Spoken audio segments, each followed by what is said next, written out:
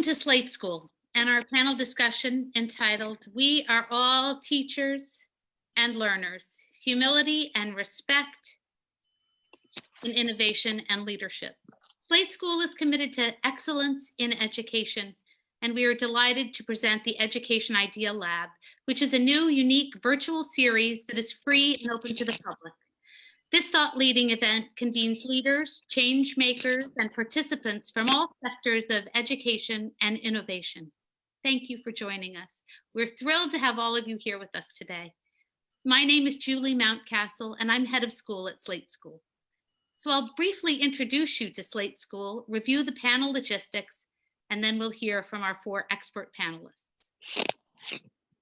Slate School is an independent 501c3 nonprofit elementary school where education is focused on cultivating creativity, fostering ingenuity, and inspiring a deep passion for lifelong learning.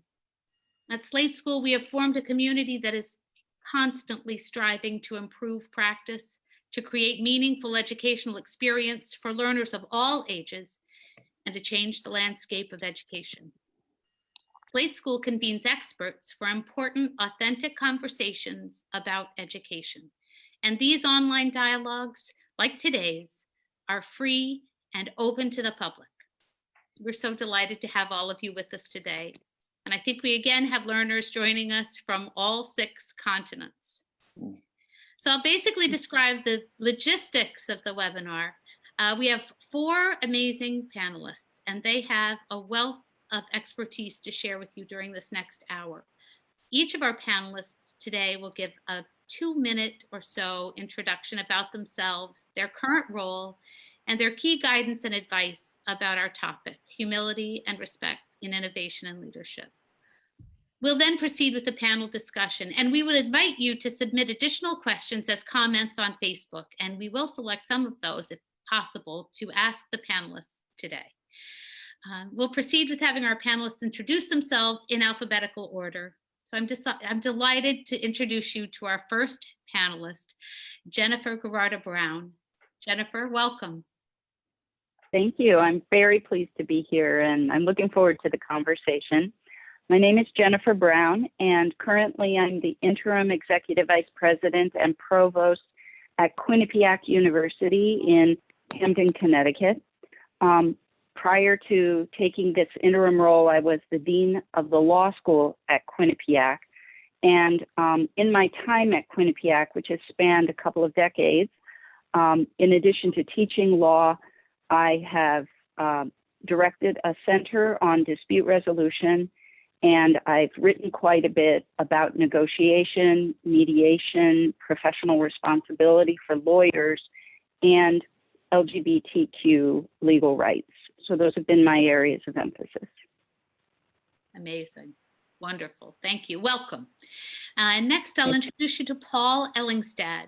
Hi, Paul. Hi, Julie. Thanks, and delighted to be here today for the conversation. In my current role, I'm the managing partner for PTI Advisors. We're a small boutique management consultancy focused on leadership, change, and innovation. I've spent the better part of my career in the technology sector with Gateway Compact and HP, and am one of those people that made the leap from business as usual and doing philanthropy and social impact on my spare time to the convergence of business and society. So I've been involved in social innovation for about the last 10 years or so as well. Thanks. Great. And now Charles MacCormack. Good morning, Charlie. How are you? I'm Charlie MacCormack. I'm President Emeritus of Save the Children and President Emeritus of the School for International Training.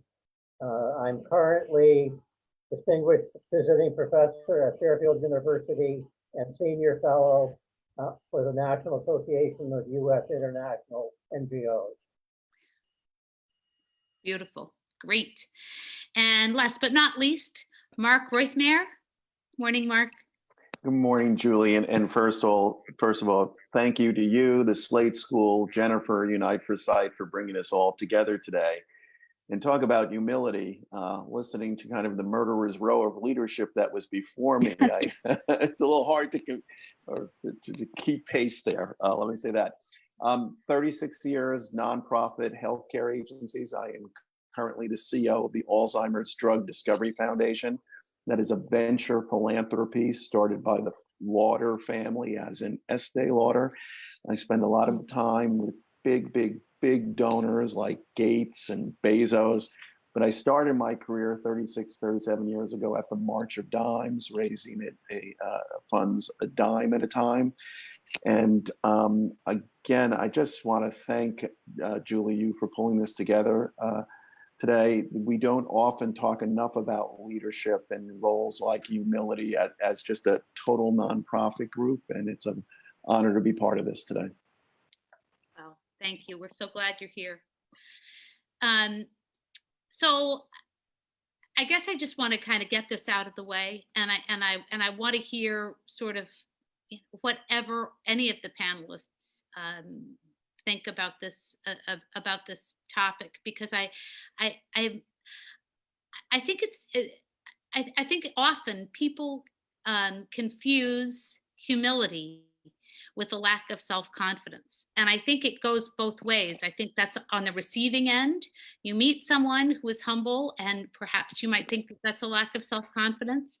Or as a human, you might be so focused on being humble that you might develop a lack of self-confidence, or you might be projecting that because you don't want to have ownership somehow of your own power.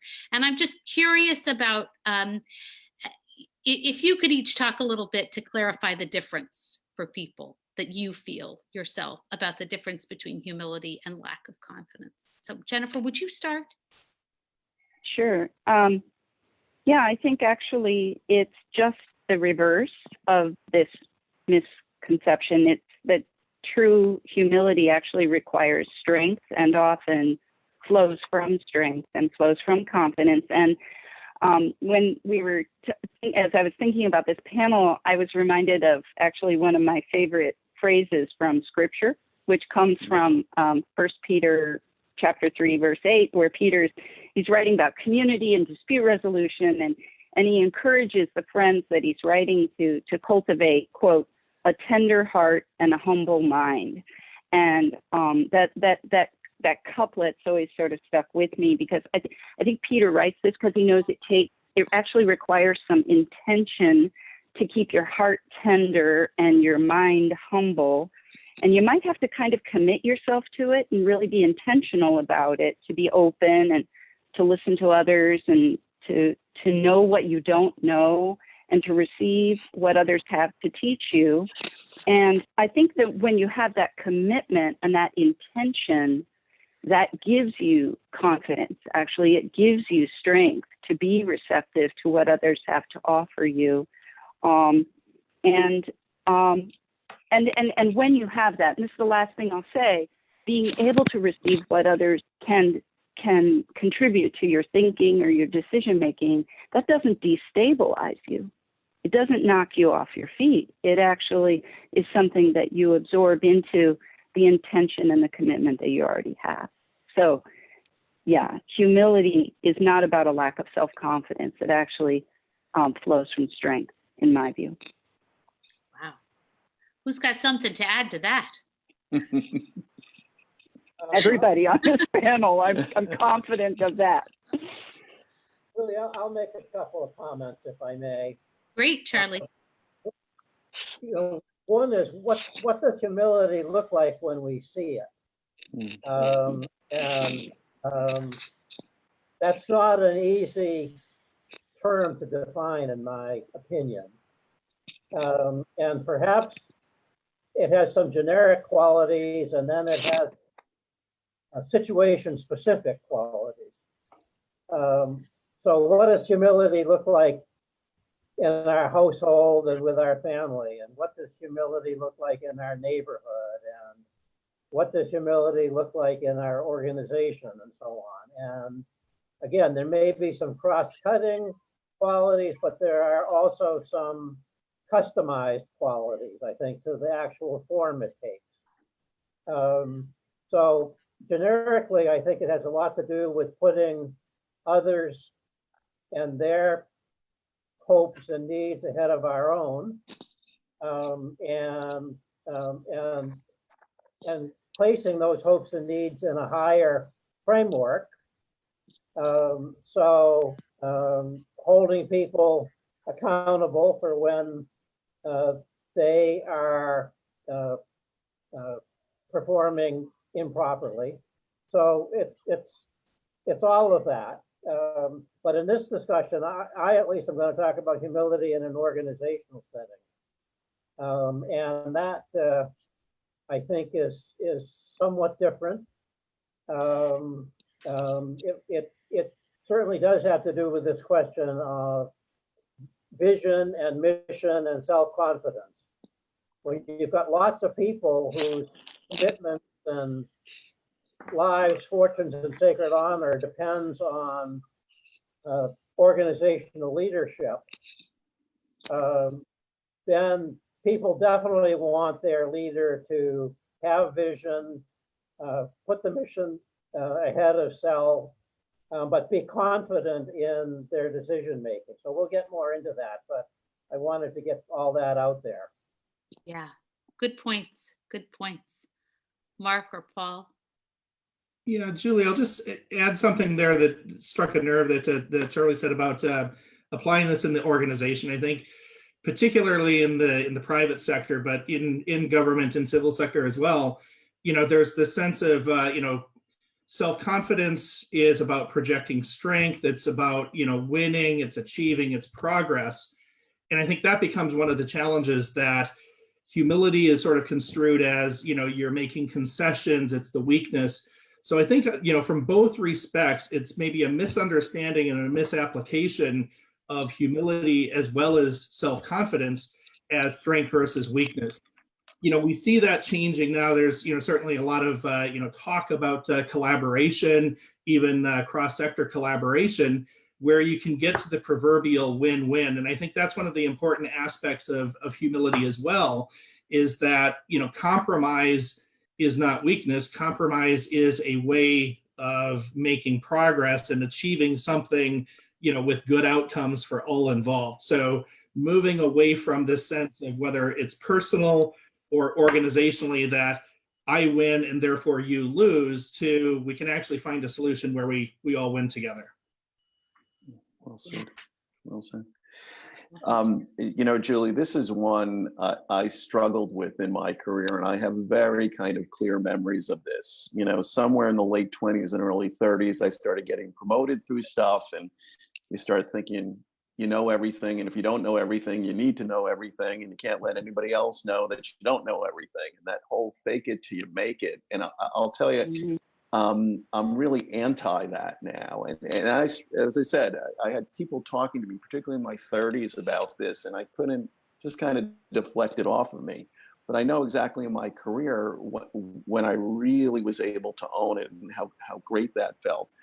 I was the first president ever of an organization called Autism Speaks, and we did 3 mergers in 20 months and started in a place where I was the 3rd employee ever. And by the time I left, there were 200 employees. But back at that beginning time, I'd never done mergers before. And I had a board of directors who had a lot of big corporate people who had done mergers. And I was going to them all the time seeking their advice. And I remember I had an executive assistant at the time, and she came in one day and she said to me, I really need to apologize for the way I've been thinking about you. And I kind of looked at her and I said, okay, Tanya, where is this going? And she said to me, well, and she had come from Wall Street. And she goes, I see us going through all these mergers. And I had said to my husband when I first started working for you, he is the weakest boss I ever had. He keeps calling all these other people for advice. And she said to me, I was used to working on Wall Street. I would see behind closed doors executives. They had no idea what they were doing. But when the door opened, they were darn sure. And they barked about it and they said about it. And it often led the companies into problems. But you were always seeking everybody's advice. And she goes, and now I see how successful these projects have gone and these mergers. And I'll tell you, in the middle of it, and this is where it really clarified for me, because I was struggling with it. I knew I didn't know everything. I knew I needed to know a lot, right? And where was I going to get that from? And it wasn't coming from me, and I needed to be able to listen. And across the table from me in one of these negotiations for a merger literally was a board member for another organization who worked for Goldman Sachs, and his job was mergers and acquisitions. So I was David to his Goliath, right? But we really worked in partnership and collaboration because we had the same end mind we wanted to. And at some point in it, I said to him, you know, I find that humility can be a terrific business virtue. And I kind of said it like half embarrassed to see what his response was going to be. And he looked at me and he said, you just found gold. He goes, in his job at Goldman Sachs, he finds humility keeps you always thinking ahead, always asking the next question, never being settled on where you are. And he said, you know, in nonprofit, it must be a much bigger thing because, you know, he would say, all you folks in nonprofit, you're just trying to save the world. You know, me, I'm just trying to make money, you know? So, but that was the day. I was about 42 years old. I was like, I got it. Now I've got the humility piece. Wow, that's a great story. That's a great story.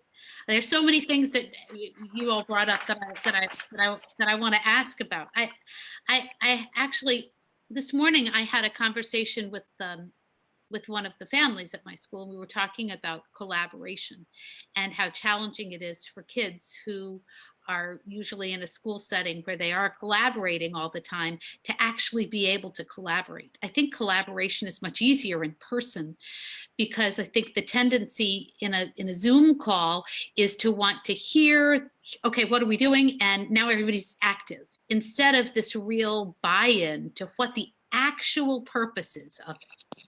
And we were talking about how challenging it is for kids. And I'm curious in this time of remote learning and this time of remote collaboration, if any of you are experiencing that kind of challenge, that collaboration that's not actually in the room is harder here. Any thoughts on that? We could go on to something else. No, could I tell you, I'm not going to look to yammer on here, but lots of thoughts. I mean, the whole world, or my whole world in my company is all Zoom and, Microsoft Office Teams. And Yep. you do get some interaction with this, but you don't get the full, right? And again, I'm going to come back to humility. I have turned to, there is somebody 3 steps below me on the corporate ladder inside my company that she's running a task force on how do we all work together on this. And she just, she has the mind for it, and she's finding stories about how Zoom works and how it doesn't work, and real-time learning in this, and how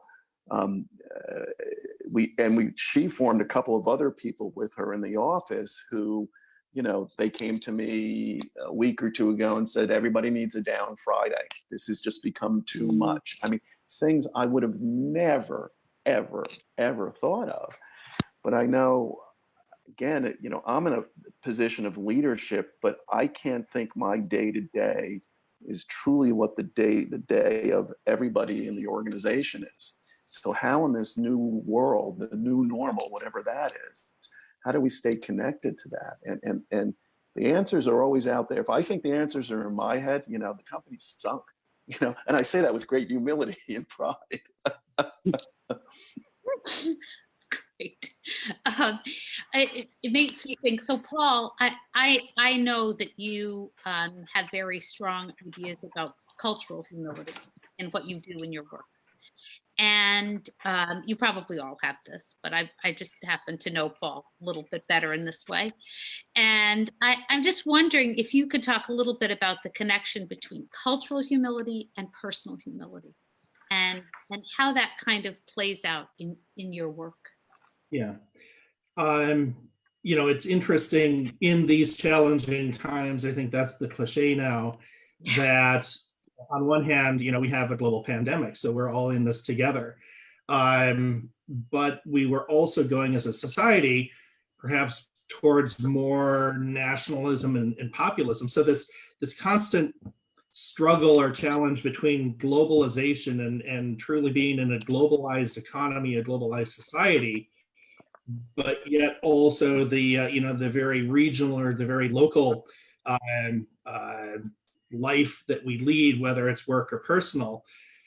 Cultural humility, it has been so easy to just hop on a plane from Ireland or California or New York to any place in the world and drop in.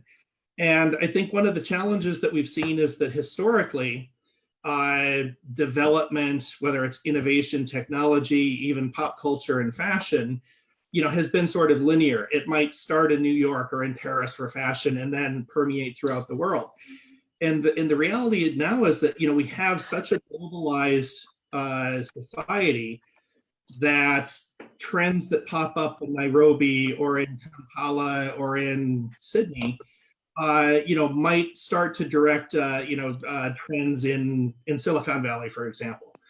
So I think, that's, one of the challenges is that we're going through this change with globalization where before it was, I think maybe clearer where, a trend or, innovation or, something started and then, the rest of the world was following. And now I think we have to be even more conscientious of the differences given how globalized, how much we have in common, but yet, what are still the unique differences, lifestyles, challenges that we have in a physical location. And again, even now that, we find ourselves, in the working world all on Zoom, and it's easy to say, okay, we're all in this together.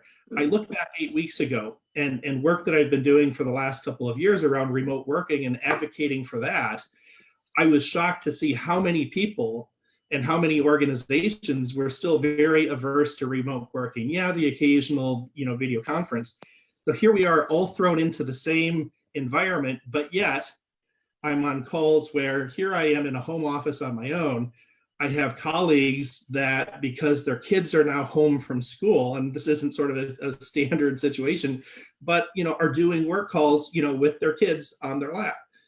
So even that just conscientiousness of, even though here we are on a platform and it looks like we all have the same situation, we all have different issues that we're dealing with on a daily basis in our working lives and in our personal lives. So I think it really comes down to cultural humility is so tied to the personal humility as well, that we have very complex, very busy lives. We're working in a very complex world where we're connected literally all over the world, but yet we have, a very human condition, very personal circumstances ourselves and everyone else we're dealing with does too. So this idea even of like what had been, work-life blend, it's now, work-life balance, now it's work-life blend. And I think being really conscientious that so much of this is going on, if we can be conscientious, then we can be respectful of others as well. Paul, can I ask you a question on Yep. this topic? Yeah. It's about the different cultural manifestations of humility. So in the US, I think humility is seen significantly as including informality and egalitarianism. So often we'll be called by our first name, we won't wear a tie, whatever it may be, that signals we're one of you. But in Ethiopia, humility in leadership is seen as formality. And wearing a suit and tie, having a doctorate, and so on and so forth, and still interacting with people, but not being informal. In Japan, humility is seen as properly understanding and fulfilling your role in the whole system of relationships, and on and on and on. So you emphasize the kind of the cross-cutting element of humility, but how do you see this variable that different cultures expect it to look differently? Or even do you agree that that's the case? That's a really good question. I would try not to hog the time here. Let me use one particular example. A lot of work that I do with Latin American clients, there is a degree of interest and reverence and importance of the family that, again, in say maybe in the US, spending what might be considered too much time talking about your family is seen as, oh, that's the small talk. Okay, let's get through that and move on. But in reality, with many cultures, focus on the family. It's not just, okay, it's the small talk and now we're on to business. Or say, again, in the US, I find that it's like jump right into business. Again, that split between, work life and personal life. But if you're not talking about your family, you're being rude. So, there are a lot of different aspects of this, some, very overt, more that are a little bit more subtle. But I think it starts with the conscientiousness and then setting the norms, with the individuals in whatever culture, whatever country that you're dealing with, and coming to sort of a respect of each other's cultures and coming to some normalization of how you're going to be operating. But being conscientious, first of all, that you're coming from two different mindsets or two different perspectives in the first place.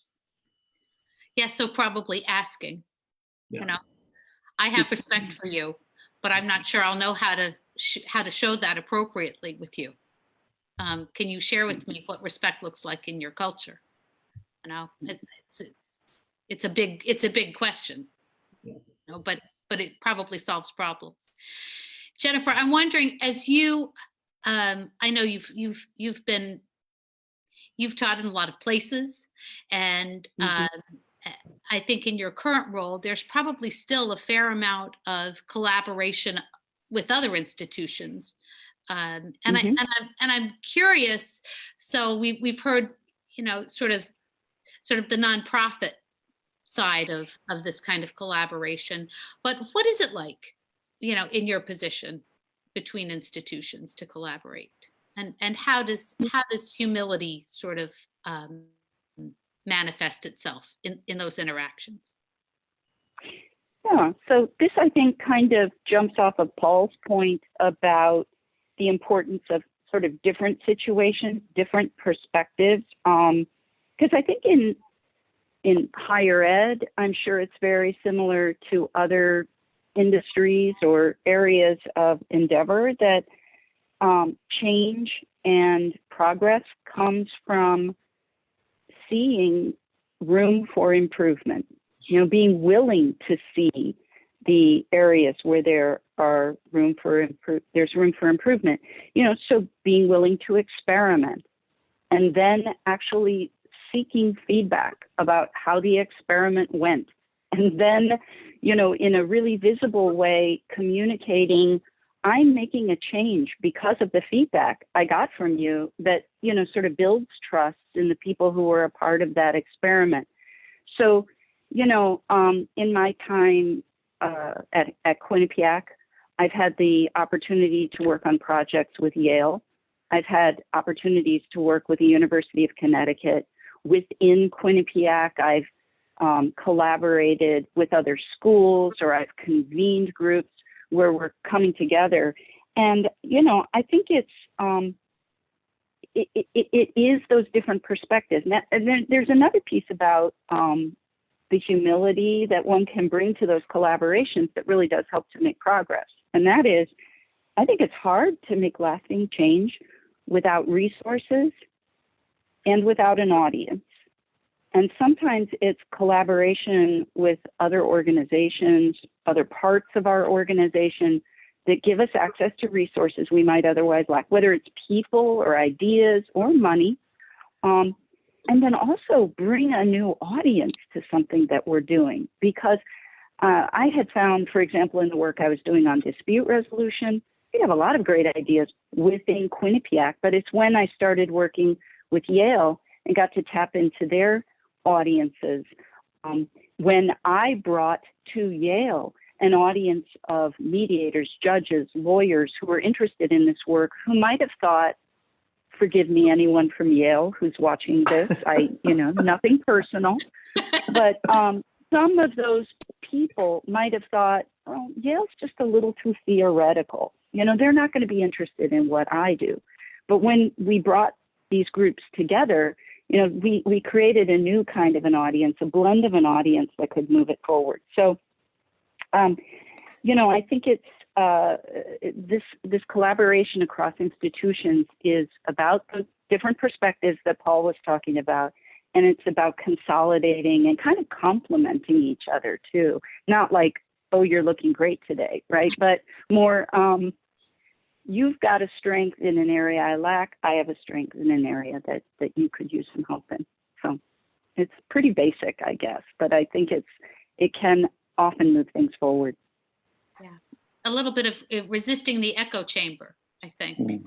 Absolutely, right. Resisting. It does feel good to have people agree with you, but you're not learning a lot. The learning journey's not really happening if everybody just agrees. So please stop nodding.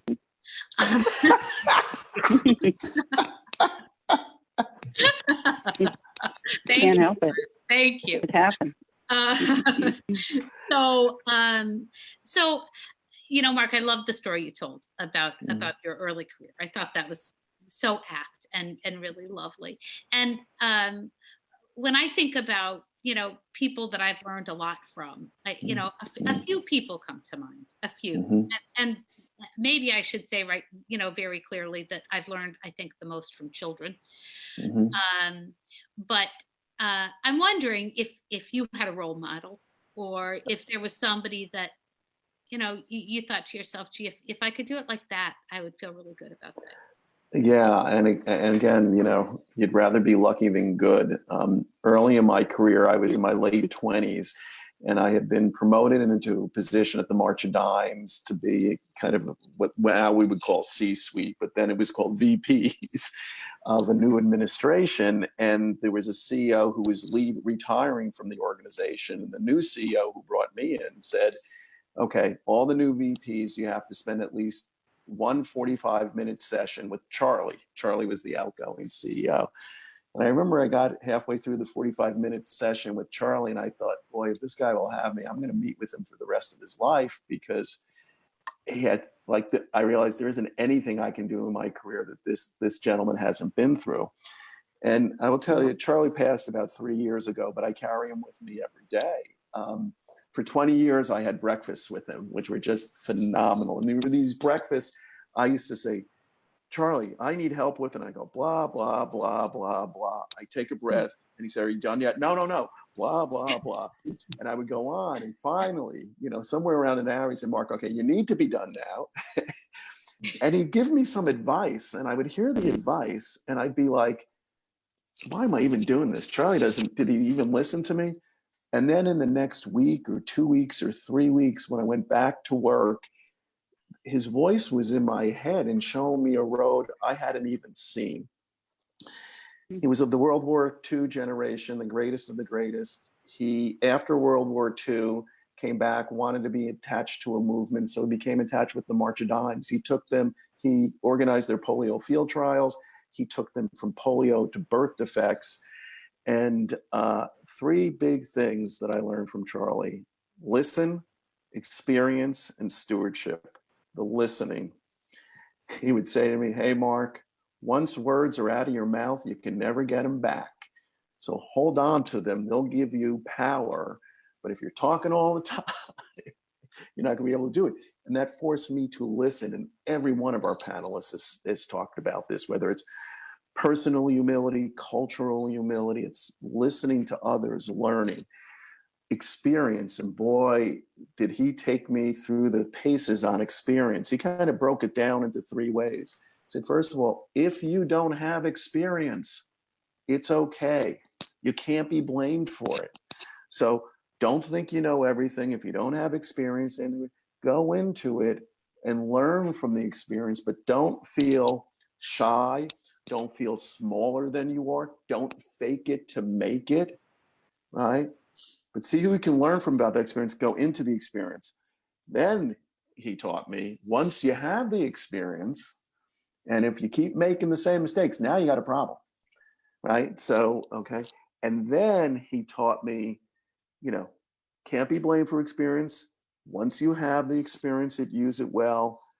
The last 2 pieces of this, which he taught me right at the end, then you have wisdom, and you have a responsibility to pass that wisdom on.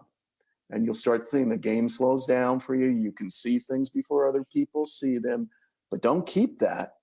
Pass it on and bring it back. The last part was the concept of stewardship. he didn't like the word leader. He liked the word steward.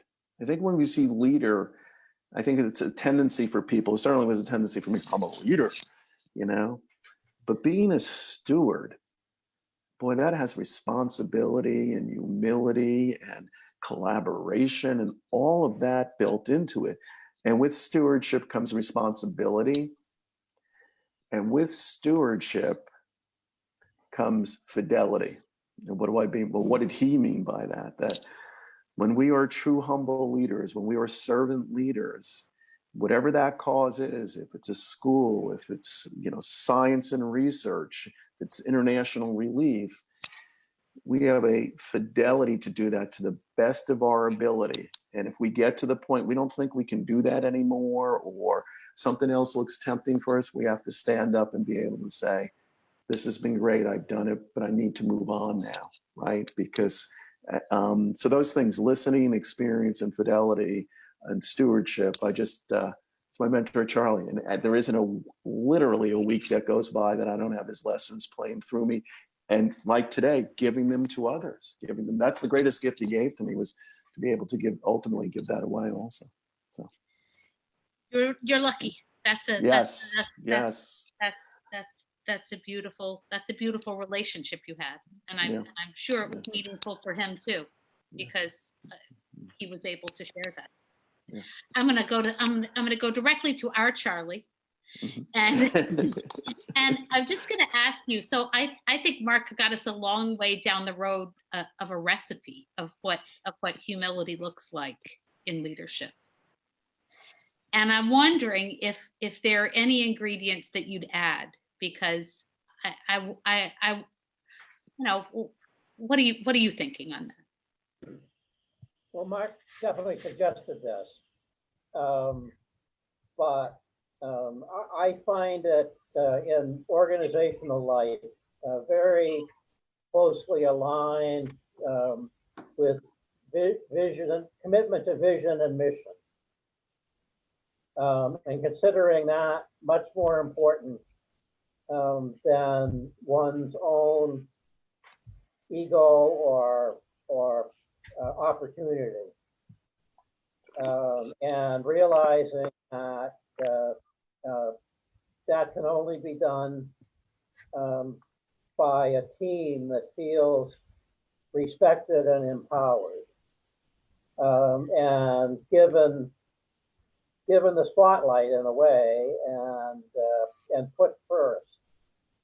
So in a way, that's my definition of organizational humility, is that you are there to achieve the mission of the organization, which is much, it's forever, it's more important than your needs and hopes.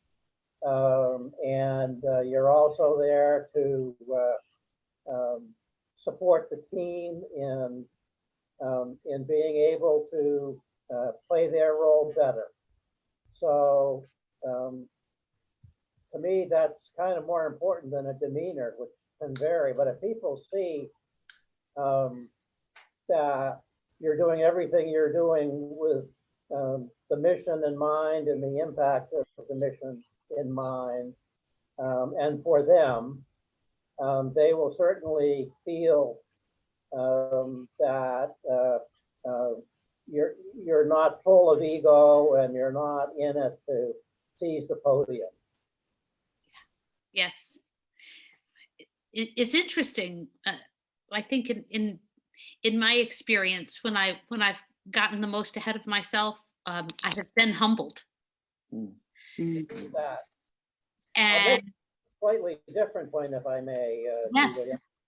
That is, certainly in my day at least, we were socialized, particularly young men, to see leadership as winning, and kind of a zero-sum phenomenon. And the education system was about testing and doing better, and getting in the advanced track, and then even then it was seen as doing better than the people in the advanced track, and then it was seen as being successful in sports and and captaining a team of one kind or another and having a winning record. And then you went into the military, and that was about winning and overcoming the enemy and so on and so forth. And then getting into a great graduate school and doing well in that graduate school, having extracurricular activities. So you got rewarded every inch of the way until I was 25 for doing better than others. And kind of being, bigger, stronger, tougher. And so the only point I'm making is certainly at that time, the society essentially thought of success and leadership as a zero-sum game in which you did better than other people. So that's why I think what you're doing at the Slate School is so great, because obviously you're demonstrating collective learning and team learning, and I think that's great. But I just want to raise this issue of the contradiction between how lots of society socialize, particularly the young men, and then what you need to learn in order to be a good leader of people and teams. Yes, yes. It's interesting to me. I think we're all kind of connecting with some ideas of mistakes that have been made that have shaped us, and I think I hear that, and it's interesting what you were saying, Charlie, because I think all of our parents wanted us to do better than they did, and they only had their own scale for that, and I think we continue on that, as parents ourselves. For those of us who are parents, if you feel like, you want you want your children to do better than you, don't, benefit from the mistakes I've made. Don't make that mistake. But I think it's the mistakes, actually. If we rob our kids of making mistakes, then I think that's our biggest mistake, because that's where the learning is happening. And I've learned a lot of lessons through doing things the wrong way, just really, messing things up. And the lessons were unexpected. And I'm wondering, maybe Jennifer, you in particular, if you've had similar experiences to that, if you've had some unexpected lessons, and how you think maybe that might have improved the way you lead.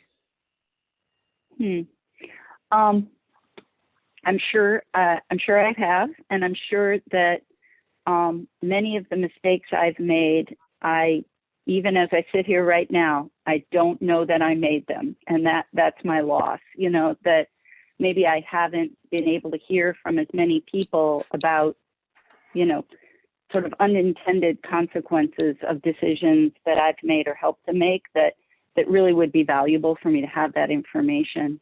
But can I just turn your question a little bit differently, because it kind of picks up on what Charlie was saying. It's a little bit of a gendered thing, possibly too.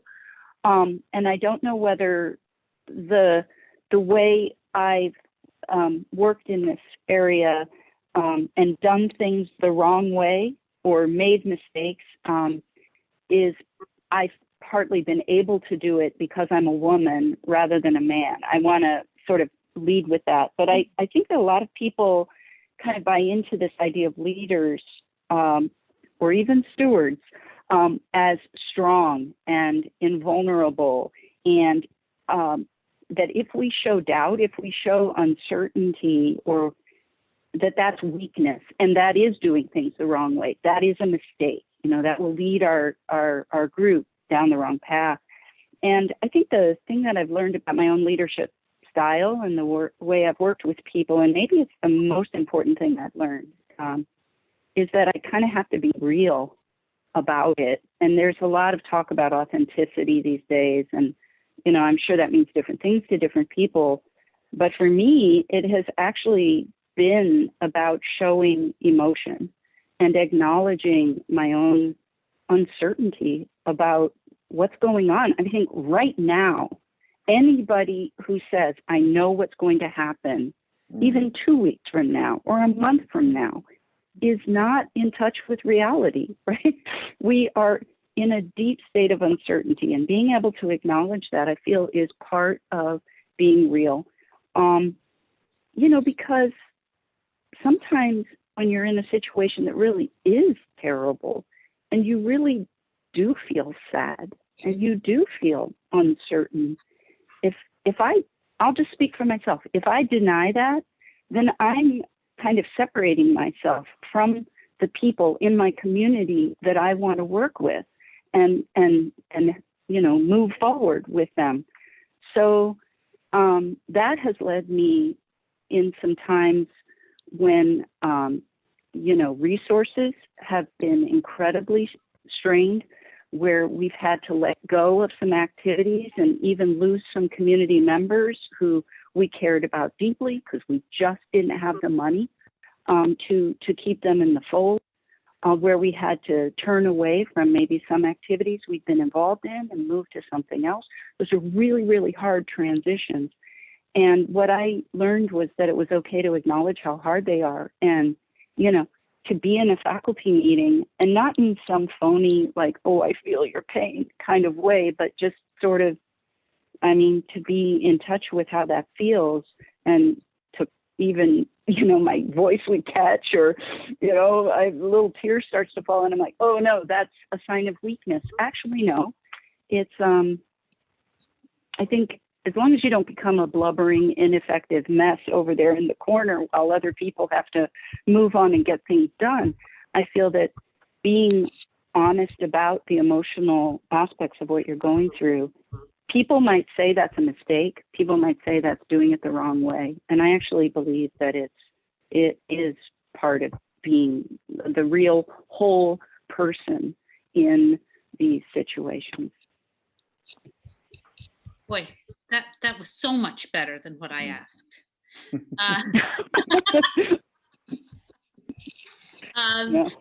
Yeah, I think you're onto something there, Jennifer. You're onto something.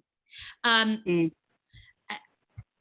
guess there's a balance, I guess, that we're seeking, a balance. Mm-hmm. And I'm wondering, maybe Paul, you could speak a little bit to that balance of being able to share about yourself, share who you are, so that you're not hiding your humanity, but also then being able to sort of say, yes, this is hard, but this is what we're going to do, because sometimes you have to do that too.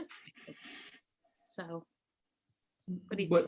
What strikes a chord there, Julie, is that again, coming out of the technology sector, I look at over the last 20 or even 30 years, how technology has been, it's become so pervasive in everything that we do, work life as well as personal life.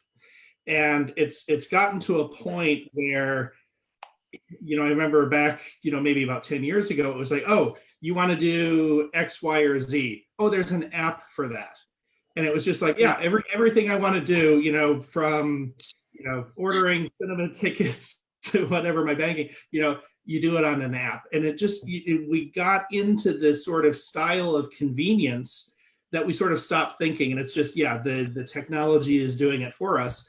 And, even over the course of the last year or so, there's been this sort of the fear about AI and automation and, where are we going, that the technology is taking over, what is the future of work? Is it human, or is it the robots taking over?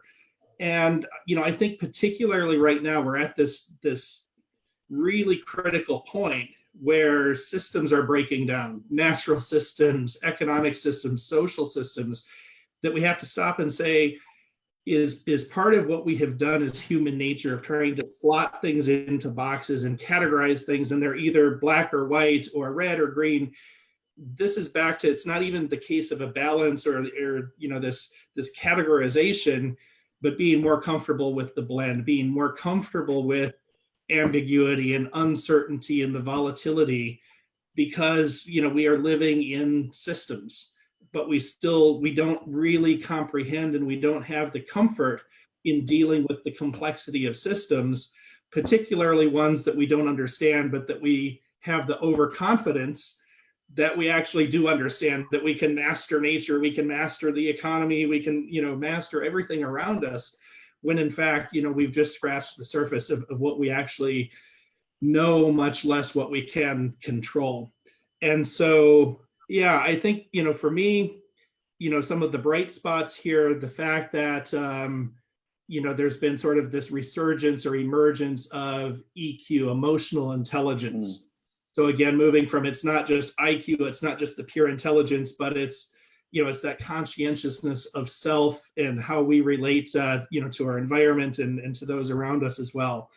What I think started out with a little bit of an eye roll around mindfulness and, some of, again, these quote unquote softer elements of management, particularly now, even in the last 6 weeks, people are talking fundamentally differently about well-being and mental resilience than we were before people were confined to their homes. So these, for me, are all bright spots that what, again, might have been seen as weakness or, oh, those are things that we do when, when the business is running well, when society is fine, when we have extra time, are now really regarded as really critical issues that we probably take for granted and overlook far too often. So I think that, again, maybe it's a little bit of, get off the hamster wheel and take a pause and recognize that, we do need breaks. We need to recharge and sort of reflect on what's going on around us and even what's going on inside us, instead of just being in this constant, on this constant treadmill of getting ahead, getting further, more progress. That comes at a cost as well if we can't recharge. Yeah. I think, one of the motivators for having these conferences was the idea that, we're open now as humans, as business, as as countries, as towns, as whatever system you're in. It's a little bit broken open right now, and the idea was just maybe we could have these conversations so that we could build back better, while we have this opportunity, while things are paused, while things are different, that we could try to find the opportunity in that to come back strong. But I think one of the important things that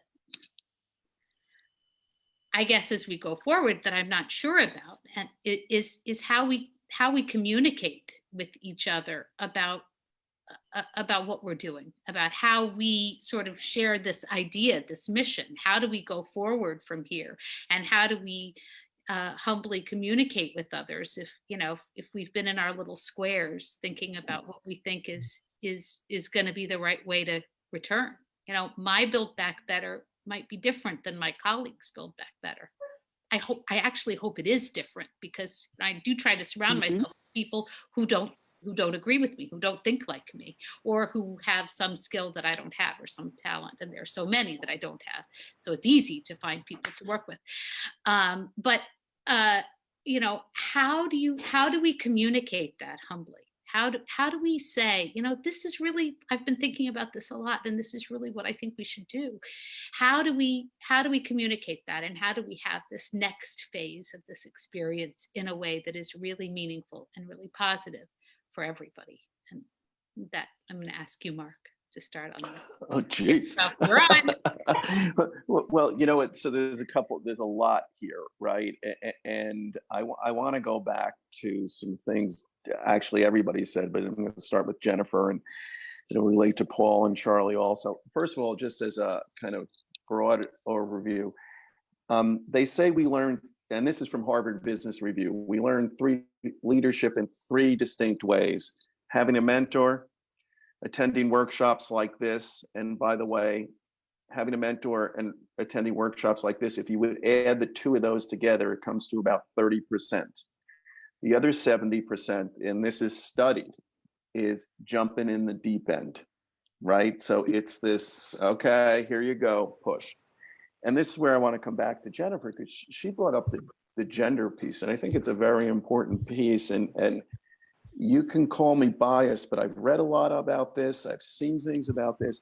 I really believe women are just better than men at this. And there's reasons why, and we don't have the time today for me to go into that. I remember once there was a professor at Wharton at University of Pennsylvania.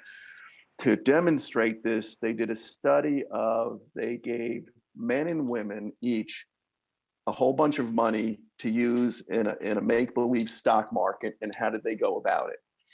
And the guys just took big risky bets, and they got hurt by those bets, and they learned from them, and then they made their bets better.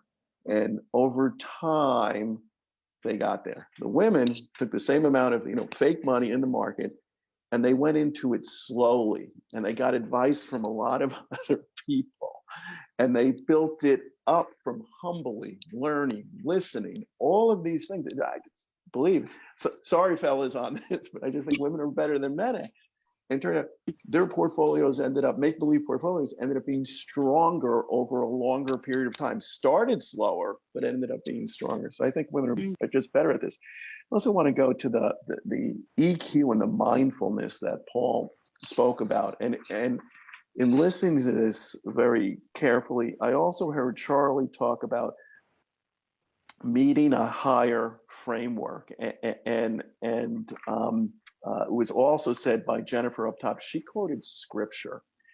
And I really mean this. The more I've been at the leadership, the stewardship, the thing that gets me through, or it's needed. I see this, I heard it today.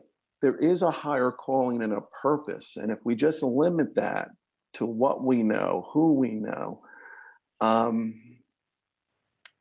I think you need that mindfulness, that spirituality, whatever you want to call it, to really kind of further elevate oneself. The last thing I'm just going to say about this, and I know I've talked with some of you about this before. How do you get that feedback that tells you, because which way you need to be going? How do you get that honest feedback? And I'm a big proponent of what I call a personal board of advisors. And it's fluid, and no two need to be the same and at different points in your career. But these are people, they care less about the institutions or departments we're leading, but they care about you.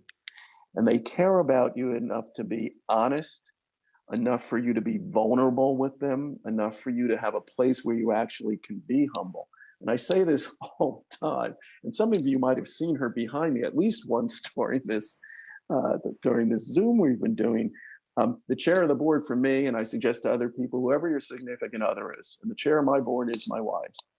And she is my biggest fan because she is my biggest critic. And I don't mean that, but she's, it's a bickering kind of thing. No, she'll hold up a mirror to me and say, I've been hearing you say this. But I will also tell you, I remember once I went through a very difficult thing in my career. One of these things that I didn't do anything wrong, but all of a sudden you're a leader, it's coming at you, and it's not fair, and it's all this. I remember at the time I said, I need a personal board of advisors, and that personal board of advisors had my wife, a priest, a therapist, a lawyer, an accountant, an outside HR person, and they were all different people. That wasn't the same person. But there are people I needed to turn to outside my immediate work environment to get those other voices going, but also voices that would be honest with me, that knew me and only cared the most about me, whether I wanted to hear it or not. And I'll tell you, I don't know how anybody does it without a personal board of advisors, and whether it's a project or it's a department or it's a whole organization, that's there for the taking anytime anybody wants it. Thanks, Mark. So I can hardly believe that it's 11:59 and we're supposed to be ending here. We've heard so many really just wonderful thoughts about the tender heart and the humble mind, about collaboration, about what humility looks like, putting others' hopes and needs ahead of our own. Just so many incredible ideas, and I'm so thankful to all of you, actually, because I learned a lot today, and I really appreciate that, because I know the title of our panel was Teachers and Learners. And I was definitely a learner today. And I'm so grateful to all of you. And I'm grateful to everyone who came and listened today. I think there was a generous sharing of wisdom for sure. And I just thank all of you again. And I hope that perhaps this panel can be reconvened in a period of time here so that we can talk about what we've seen now since. I think I won't grow tired of your observations. So thank you again. And I'll close our meeting today, just like I close all of the meetings here at Slate School with our students. I'll just say thank you for coming and positive rice to you all. Positive rice. I hope you're safe and well. And thank you for being here and being part of this incredible conversation. So long from Slate School. Positive rice. Pleasure all. Thank you. Positive rice. Thank you, Julie. Thank you so much. Beautiful. Thank you.